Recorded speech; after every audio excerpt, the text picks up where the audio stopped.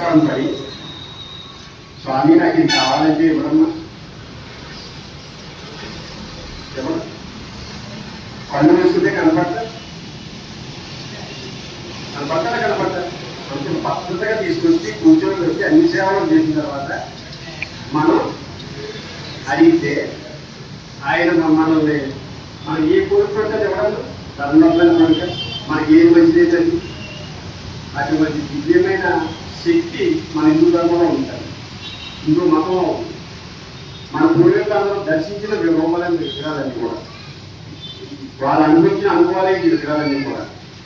కానీ మన పూర్వీకులు ఎంత దర్శనం చేసినా మనకు ఆ కళ్ళు లేవు కాబట్టి మనం విగ్రహాలను చూడగలుగుతుంది. ఆ విగ్రహాలు కూడా విషయం ఏంటంటే విగ్రహం అనేది ప్రాథమికం. ఇప్పుడు మనం చేసినంత ప్రాథమికం. లోపలికి వెళ్తే అతీతమైన శక్తి కూడా ఉంది.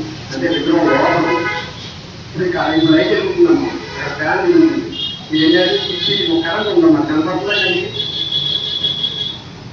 ఈ ఫ్యాన్ లైట్ వెలిగించే శక్తి కనపడుతుందా బయట, చెప్పండి, ఇది చూడగలరా? అలాగే మనం అందరినీ లైటించే శక్తి ఒకటి ఉన్నది. ఆ శక్తిని మనం కనుక్కోవాలి.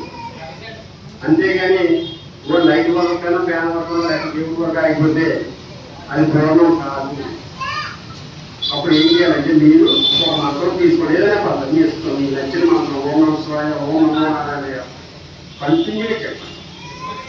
అది చెప్పడం వల్ల ఏమవుతుందంటే ఒక విధమైన శక్తి పాలన ఉంటుంది, మీకు తెలియదు.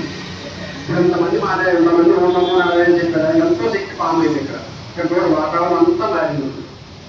అంటే ఇంతకుముందు లేదని కదా, అప్పుడు వేరే వాతావరణం అంటే ఇప్పుడు వేరే వాతావరణం మారింది. కాబట్టి మనం ఏం చేయాలంటే మంత్రం తీసుకొని దాన్ని చేయడం వల్ల ధ్యానంలో తీసుకెళ్తాము. అంటే ఒక ఆనందిపోకుండా పూజలోనే ఆగిపోకుండా మంత్రం తీసుకొని దాన్ని బాగా చేయడం వల్ల ధ్యానంలోకి వెళ్తాం. ధ్యానంలో నుంచి సమాధిలోకి వెళ్తాం. జస్ట్ అంటే ఆ సులువుగా మీరు చెప్పేది చిన్న పదాలు ఉంటాయి కానీ దాన్ని పొందడం మాత్రం సులువే ఉంటాం. సమాధిలోకి వెళ్తే దర్శనాలు అవుతుంటాయి అన్నీ కూడా. కాబట్టి ఆ దగ్గర ఉండిపోకుండా పూజ దగ్గర అయిపోకుండా ప్రతి ఒక్కరు కూడా ముందు తర్వాత పేదలను ఆలోచించుకుని అయ్యేయండి. స్వామివారు ఒక దివ్యమైన వ్రతాన్ని మనకు ఉపదేశించారు. ఆ వ్రతం ఏంటంటే అంటే మన జీవితాన్ని మనం మార్చుకునేవారు. మన జీవితం నందనవనంగా